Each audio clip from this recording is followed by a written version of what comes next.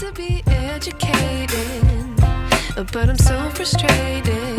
Hello to my loneliness. I guess that ignorance is bliss. Take me back to before the Alright friends, welcome back. So with winter right around the corner, today I wanted to make a video about something that people ask me about all the time, and that is going to be how to boost your appetite, how to eat enough food in the off season. Now this is a topic that, like I said, followers ask me about, people who I coach, they ask me about it all the time. They always want to know, when you're an enhanced bodybuilder, even when you're not enhanced, hey, how can I eat more food? How can I stimulate my appetite? What are some diet tricks that I can do so that I can get all of my calories down? Because as you grow as a bodybuilder and as the bulk goes on, it becomes hard to get all those calories in. So without further ado, guys, let's dive into how to stimulate your appetite best this off season. So first things first, let's talk about pharmacology when it comes to stimulating your appetite. Now this video will go into some options that I think are going to be key, and it really just depends on who you are as a person. I'm going to go over probably about 4 or 5 different classes of compounds that can be used to stimulate your appetite, what's good about them, what's not good about them. And the reality is that for some people they work great and some people have very poor results from them. So again, if one class doesn't work well for you, then potentially maybe try another one, or you can try stacking certain ones of them. But the reality is, guys, is that this video will serve to kind of give you 4 or 5 different options. I'm not saying that all of these have to be done at once, but these are some things that I've seen success with for myself or for certain clients when it comes to bulking and kind of stimulating that appetite. So the first class of compound that we will be touching on is going to be the growth hormone secretagogues that target the ghrelin pathway, which can, of course, stimulate hunger. So the first kind of class of compounds that we're going to touch on for stimulating appetite is going to be the growth hormone secretagogues. Now, not all GH secretagogues are going to be beneficial for this, as certain ones like CJC do not work through the ghrelin pathway, okay? So CJC is going to work through the growth hormone receptor hormone pathway, which is going to be a different, more unique pathway, and while it does boost growth hormone, it's not going to boost appetite, okay? So things like GHRP6, GHRP2, MK677, ipamorelin, these are all some of the secretagogues that are going to work through that ghrelin pathway. Now, ghrelin is the body's hunger hormone, okay? So, when it was found that when they were trying to raise growth hormone levels in the body, kind of endogenously, it was found that if they target these ghrelin receptors and they activate them, that growth hormone levels go up, okay? So that is kind of why, you'll hear that they work through the ghrelin pathways, because ghrelin can actually raise growth hormone levels. So you'll also get more growth hormone, which will lead to kind of more benefits on your bulk. But there's a lot of options to choose from in this category alone. One of the most popular ones is going to be MK677, and if you've used MK677 before, you would likely notice that you become pretty ravenous while using it. Now, actually, I think the single best compound that you can use in this kind of category or in this family, and the problem with it is that it has to be pinned multiple times per day,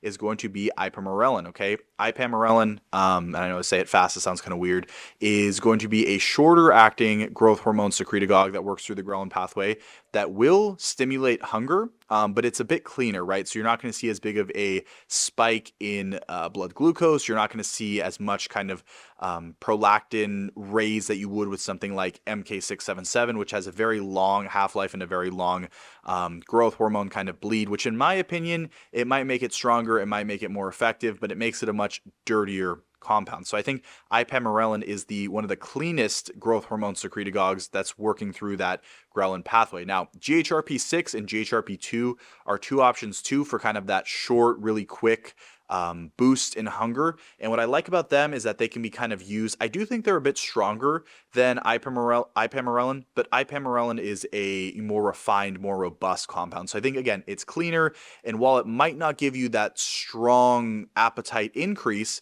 it's a bit of a cleaner compound. Like I said, there's a bit less side effects associated with it, at least from what I've seen so far, compared to something like MK677, which dramatically will raise things like blood glucose levels, prolactin levels, all those things, okay? It also makes you much more tired. So ipamorelin is much cleaner than that. So the GHRP6 and GHRP2, I think, are 2 viable options as well. They're very short acting, so kind of how you can set those up is, again, they're not as clean as ipamorelin, but I think what you can do with those is if you're kind of hitting a point in the day where you're struggling to get a meal down, maybe you're on meal 4 out of 6 or a meal 3 out of 6, you can take those before the meal to kind of short-term wise stimulate your hunger, get the meal down, and then it isn't a very long effect, but it will help a lot with, again, kind of breaking through those stall points in your day. So that is how I would kind of use that pathway. Now, again, if you don't want to inject and if you want to use something like MK677, you can, but I've noticed that the side effects with it, like the lethargy and how long of a half-life it has, makes it a bit intolerable and a bit unsuitable for me. Some people absolutely love it. Again, for me personally, I don't like to use it. I would rather use ipamorelin or a GHRP6 or GHRP2 because they're much faster acting. And again, I do not like the longer half-life, the longer kind of growth hormone bleed. So in the next section of the video, guys, we'll go into how you can kind of pick certain androgens to stimulate appetite and what androgens you should probably stay away from in your off-season bulking phases that can kind of ruin your appetite. So it's no secret that you've probably been on certain cycles before and you felt super hungry, or you've taken certain androgens before and you've had your appetite totally killed. So in this section, let's talk about some of what are, in my opinion, the best androgens for stimulating that appetite. Now, a few of the really good ones, I think, are going to be equipoise, EQ, boldenone. I think that one stimulates hunger really, really well. It does take time to kick in. I've noticed when I'm on it before that it's something at like the 8 to 12 week mark. I really get that hunger boost. I don't know why that is. I think it just takes time for it to build up. But every single time I take it and hit that 8 to 12 week mark, I always get super, super hungry, and I almost kind of forget that that's what's causing it. So I really like that one. I think that one's good. Again, we're talking purely from an appetite perspective here. So we're not talking about, is it better for your health or is it better for this or that, purely for an appetite perspective. So that's a good one. Another good one that I like is Ment or Trestolone. That's going to be a 19-nor. That's a very powerful bulking compound that, again, I find to be really good for stimulating appetite. When you use it, you get super, super hungry. I've noticed this firsthand, and it's a really good one to kind of throw in, especially if you're a more advanced, kind of user of anabolics. I think it's super effective for stimulating that appetite. Okay, another one is oxandrolone, which is going to be actually in the kind of clinical literature, it's been shown and it's been studied for its abilities to be an appetite kind of promoter. Okay, so oxandrolone is another one that I find to be,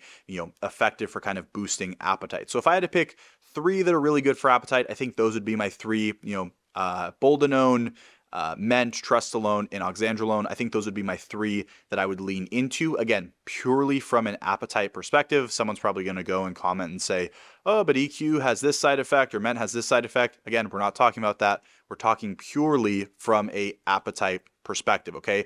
So now certain ones that I would stay away from are things like Anadrol or Superdrol. While they might be tempting to use during your bulking phases, and they might even have a place in your bulks, if you're already struggling with appetite, guys, I do not see really it being beneficial to throw in something like Anadrol, because if you already can't eat enough and you throw in Anadrol, it's going to lower your appetite, right? A lot of these that are super, super liver toxic are going to lower appetite inevitably. So again, if you're already struggling to eat enough, you throw in Anadrol hoping to, blow up, it's going to be even more problematic because you're going to be eating even less, okay? And everybody knows, of course, that the gains in the gym and all that stuff, it all starts, when you're dieting. It all starts in the kitchen. So if you can't eat enough, yes, Anadrol is super effective, but if you can't fuel your performance, then it kind of is like, well, what's the point, So I would stay away from some of those more toxic orals if you're struggling with appetite. Again, this video is purely about appetite. So there may be room in your bulking cycles for them, but if we're talking purely appetite, I would stay away from a lot of those kind of toxic orals and lean into the ones that I mentioned in kind of the first part of this video. Okay, so first we touched on the growth hormone secretagogues, then we touched on androgens. Now let's touch on a few other compounds that can be kind of used to boost your appetite that some people talk about. We can kind of explore those. So the third kind of compound or category of compound we'll discuss is going to be a insulin. I've noticed fast-acting insulins can be very effective at boosting appetite. And of course, they have a place, in my opinion, during bulks. It's a bioidentical hormone. I think it can be very beneficial for a lot of other reasons. But what people get wrong about insulin is, again, they see it as a way to kind of, eat whatever they want. And they think, oh, if I eat whatever I want and I pin insulin, it's all going to become muscle, which of course is not true. But again, when you're designing these cycles, and especially if you're someone going into the cycle, hey, appetite for me is hard. I think it's a really good case to potentially add insulin into that kind of off-season cycle. I've noticed for me, like a really good fast-acting insulin, like a Humalog, is great at just kind of giving me a quick appetite boost. And then because it's fast-acting, it's short, it's in and out, and I really like it for that. Again, if I'm starting to kind of hit that stall on some of my meals, especially in a pre-workout or post-workout meal, I've noticed I can throw some of that in, and it works really well for kind of promoting my hunger. So insulin is a very good one that you can throw in, and again, it's very, very synergistic in bulking cycles. All right, so the next compound that I'll discuss, and this one might not be for you, but it also might be beneficial for you if you're someone who in your off season is, you already take thyroid medications.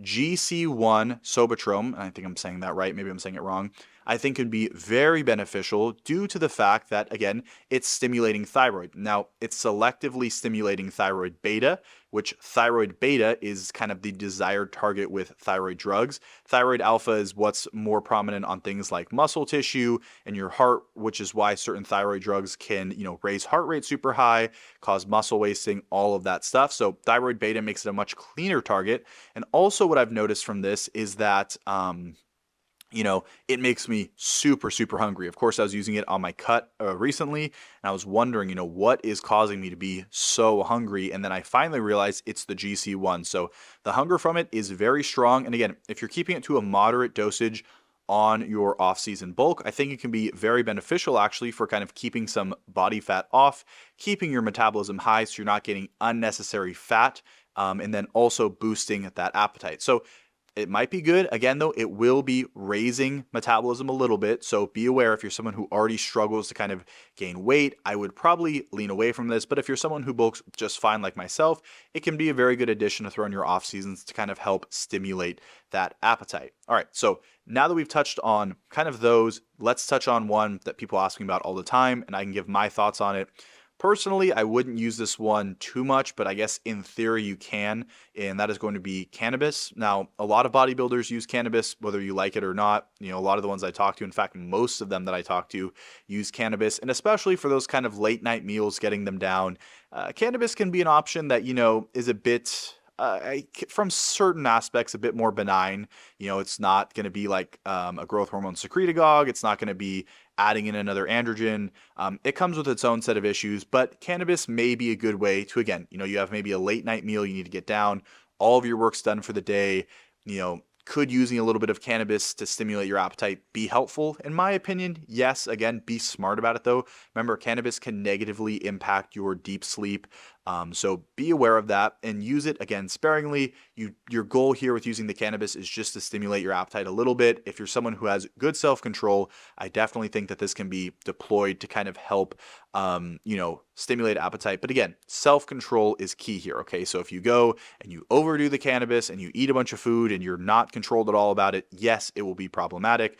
But again, can cannabis be helpful? In my opinion, yes. So the final one we'll talk about today, guys, is Megestrol. Now, Megestrol is going to be a progesterone receptor agonist, and it's been used in a lot of kind of, clinical studies revolving around cancer patients who have had issues with their appetite.